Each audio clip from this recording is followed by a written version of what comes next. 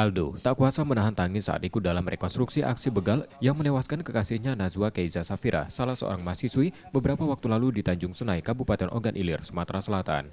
Ia yang saat kejadian tengah bersama korban, lantas memerankan 23 adegan dalam reka ulang yang digelar di Mapolda Sumsel bersama dua tersangka Herli Diansyah dan Nopriandi. Adegan dilakukan dari Aldo dan korban Nazwa didatangi kedua tersangka. Sempat adu mulut karena korban ingin mempertahankan sepeda motornya yang akan dirampas tersangka. Selanjutnya korban Nazwa menarik sepeda motornya dan ditendang tersangka hingga terjatuh.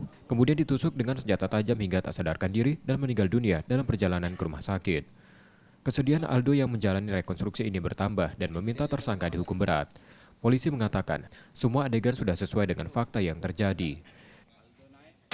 Untuk rekor ini untuk menyesuaikan kejadian di TKP dan ditemukannya alat bukti yaitu satu motor, senpi, rakitan, dan sarung senjata tajam.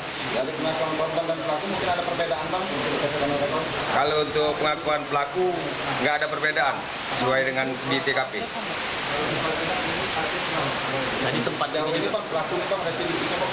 Residivis satu narkoba si Herli dan si Nopriandi 363. Untuk Setpira belum diletupkan, terjatuh di TKP.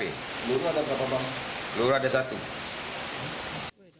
Kedua tersangka yang juga baru keluar dari penjara itu dituntut hukuman 20 tahun penjara. Reski Oktora, Muklas Diferensial, Kompas TV, Palembang, Sumatera Selatan.